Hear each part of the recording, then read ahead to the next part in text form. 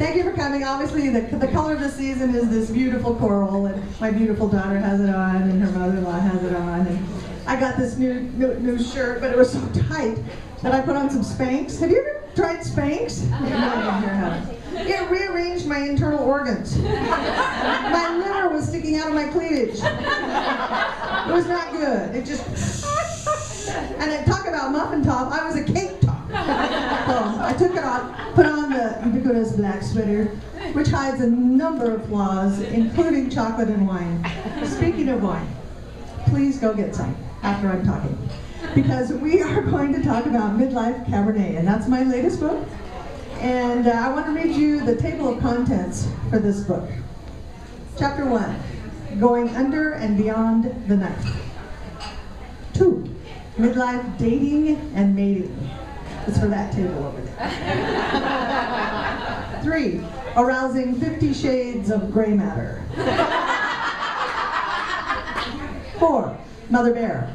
My daughter can tell all about it. 5, What the hell happened to my body? 6, Blending fine wine and vintage friends. 7, Enlightenment beyond the age of Aquarius. Some of us, yes, grew up in the 60s and 70s and still have our brain cells.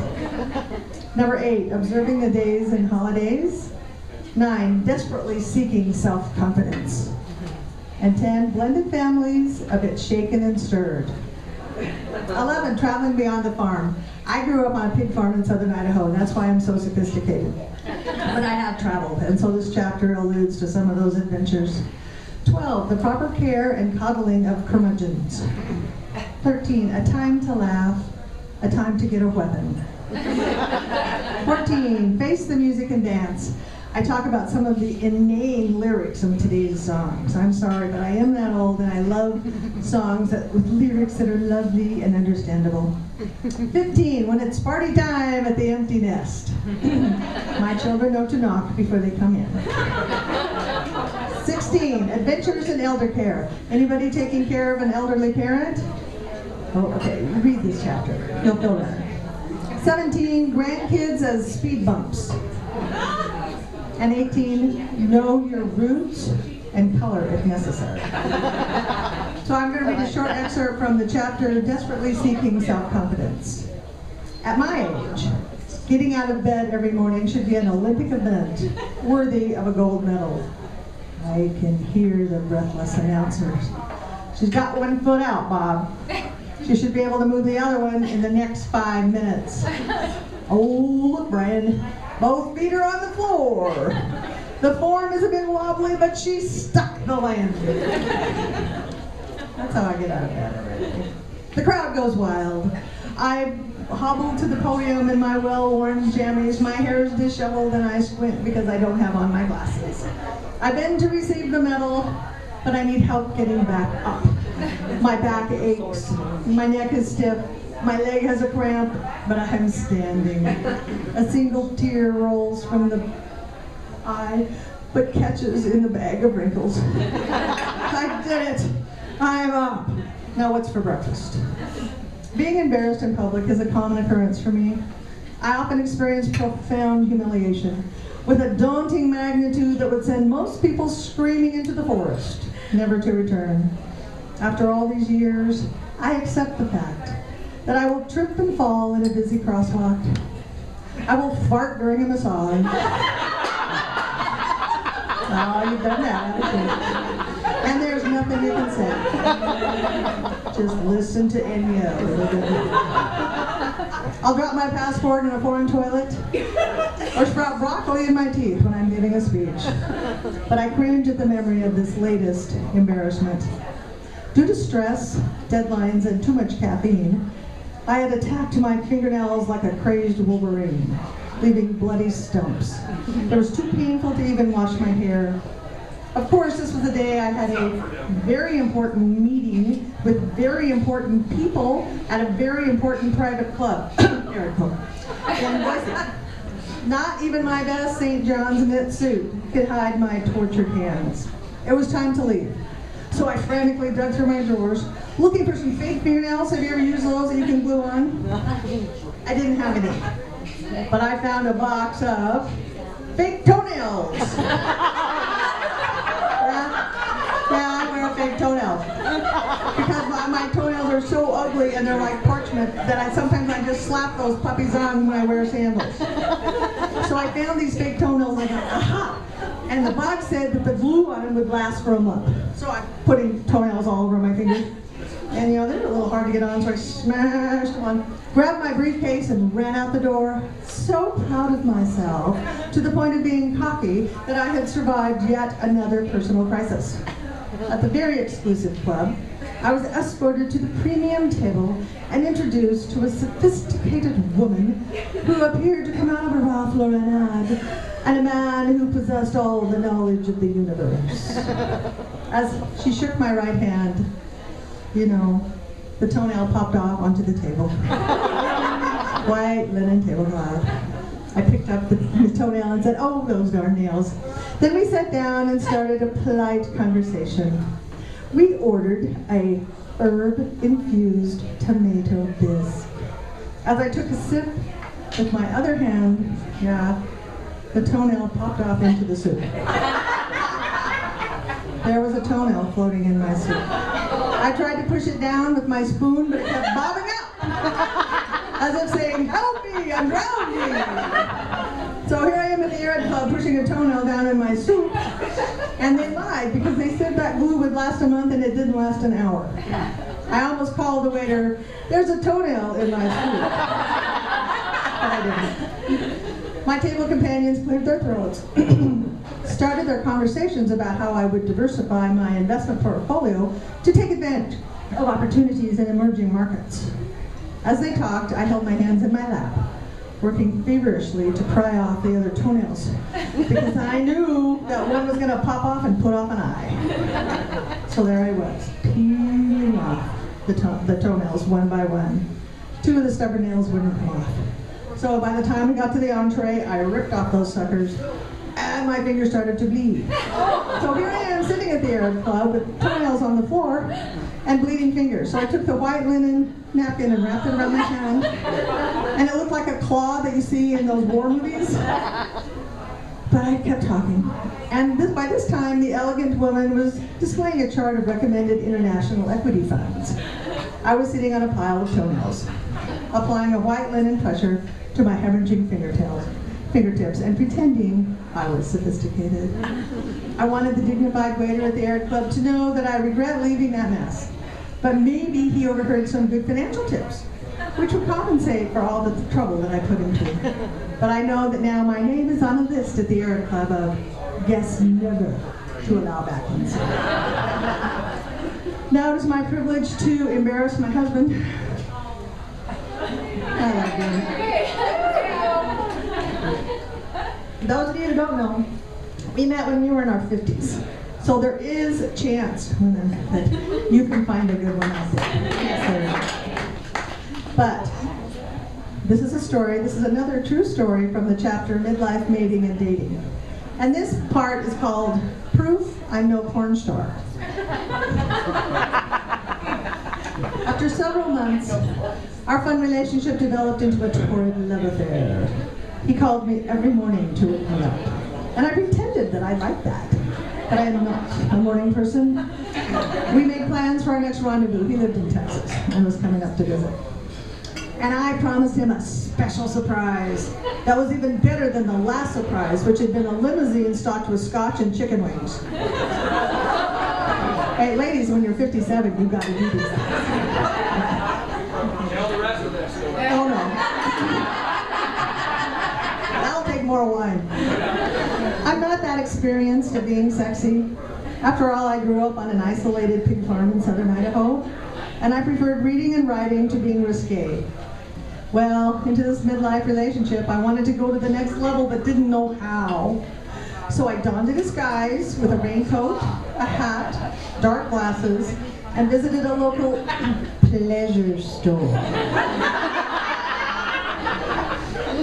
I gasped when I saw the displays. Who needs a 3-foot glowing purple dildo? Maybe I don't want to know. And what's the point of wearing crotchless panties? Just take them off. Anyway, The lady assured me that the strawberry-flavored gel was guaranteed to drive a man wild. So I bought 2 tubes and hid them in the nightstand. The first night he arrived, I told him I had a special treat. I lit the candles, turned down the lights, and asked him to lie face down, naked, on the bed for a sensual massage. In the darkness, I couldn't read the instructions on the tube, and I was too vain to put on my glasses. So, I started to apply what I thought was massage oil onto his back, his legs, his arms, and whatever else was there. It turns out the substance was like marmalade. Well, I kept going with my routine, so I tried to brush him with a long feather, but it got stuck in the glue.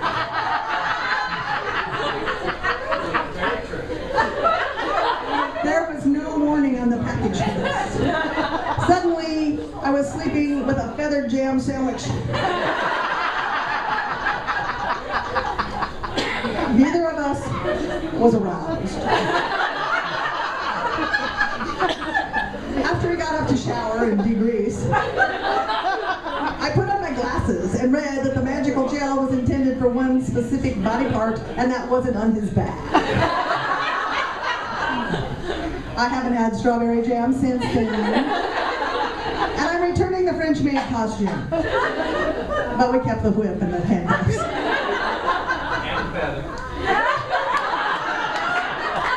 Hey, whose show is this? Okay, I'm gonna pass by the... If you want to hear about the breastfeeding, I'll go over that later. All right, Chapter 3, Arousing 50 Shades of Gray Matter. The owner of a hotel in England recently replaced guest copies of the Holy Bible, the world's best-selling book, with 50 Shades of Grey, the soft-porn bestseller that inspires horny women to imagine torrid but poorly written fantasies. While I endorse creative marketing strategies and applaud freedom of physical expression, I can only assume that the hotel management also will provide locked safes for families with children and disposable battery toys for those flying solo. Because I can't stop myself from noticing the profound and conspicuous differences between the 2 books, I noted an excerpt from each. As the apple tree among the trees of the wood, so is my beloved among men. I sat down under his shadow with great delight, and his fruit was sweet to my taste.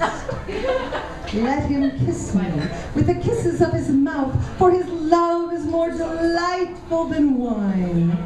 Written 3,000 years ago in the Song of Solomon in the Old Testament. Here's an excerpt from 50 Shades of Grey, the current best-selling novel. I found some baby oil. Let me rub it on your butt. I don't want to debate religion, thank God. I'm merely questioning the literary value of some certain books. It doesn't take much imagination to slither into Anastasia Steele's sticky bedroom, where she exclaims with excitement, I don't remember reading about nipple clamps in the Bible. But it takes great thought and reflection to get lost in Bel Canto by Anne Patchett, a personal favorite. Or to feel the heartache described in The Help by Catherine Stockett. Or to appreciate the wit of Olive Ann Burns in Cold Sassy Tree. Who's read Cold Sassy Tree? One of my all-time favorites. Maybe it's all a matter of balancing excellence with trash, just like eating a corn dog at the fair. But it's also important to use or love the delicate sensory perception abilities that come from our brains to arouse the gray matter between our ears instead of between the sheets. Ironically, there's a subtle connection with 50 Shades of Grey and The Tale of Two Cities, which is the all-time best-selling novel ever written. Biographers of the author Charles Dickens wrote that he believed that prolific sexual activity was necessary for a healthy man. The subplot for his great novel centers on the sexual exploitation of a young, powerless girl by an older, powerful man. Sounds to me like 50 Shades of Grey. All right, one more. This is going to be about breastfeeding. As long as we're discussing pet peeves, you'll have to read the other chapter to get to this point because it's good. Why not talk about breastfeeding? I think it's fine as long as it's expressed in good taste. I recently attended an elegant wedding at a seaside resort where the gift table and the guests were well endowed. However, there was some engorged indignation at the reception as two perky women nursed their babies without discreetly covering the bobbing heads of the darling sucklings. One of the bridesmaids conveniently wore a strapless gown to easier facilitate the movable feast. Reaction to the public display of liberal lactation ranged from frothed and pumped up annoyance to flowing praise for the natural and healthy nourishment between the mother and child reunion. It sucks to be criticized for using a supply-on-demand device for its original purpose. There are a lot of puns in here. I just didn't want them. Oh my, I must warn Harold not to go over there, a woman muttered in a group of older guests with permed hair, lace hankies, and sensible shoes. I haven't seen this many bare breasts since I watched the National Geographic documentary about African tribes. In my day, we fed our babies under a blanket, and my mother hired a nursemaid for her children, snorted another older lady. Things were more civilized back then when we could ship them off to boarding schools. They murmured, nodded their heads, and clucked their tongues. Meanwhile, Harold and his buddies were sneaking peeks around the corner and clenching their sunken chests as faint mammary memories dribbled into their thoughts. The younger crowd seemed nonchalant and didn't latch onto the uncomfortable tension that leaked into the room. They laughed the night away, draining jugs of wine until they ached like boogers. To ensure that the event wasn't a total bust, they danced to the spot so the hooters could hoot, the knockers could knock, and the stranded friends could wean themselves away from the dried up and sagging patrons. In a final tit for tat, the young adults pulled the older folks out of their bondage and onto the dance floor to lift and separate their drooping spirits. By then, the contented babies were asleep, and the milked mothers had a few hours to pad themselves and dance the fandango until the cows came home. That way they could have their wedding cake, and they did too. The best formula for enjoying a special occasion that involves young couples is to anticipate the appearance of at least one nursing mother. Offended people can choose to avert their attention to the drunken uncle who always comes to crash the party. No one demands that he go hide in the bathroom, but it's okay. The public nursing only lasts a few minutes, and the alternative is to hear a screaming baby and witness a swollen mother in pain. I nursed my two babies for a year, and it was a rewarding experience. I never walked around in public hooked up to the little buggers, but I don't disapprove of those who do. There are far too many neglected babies who hunger for affection and attachment of loving mothers. That's just a couple excerpts. You want to buy the book, don't you?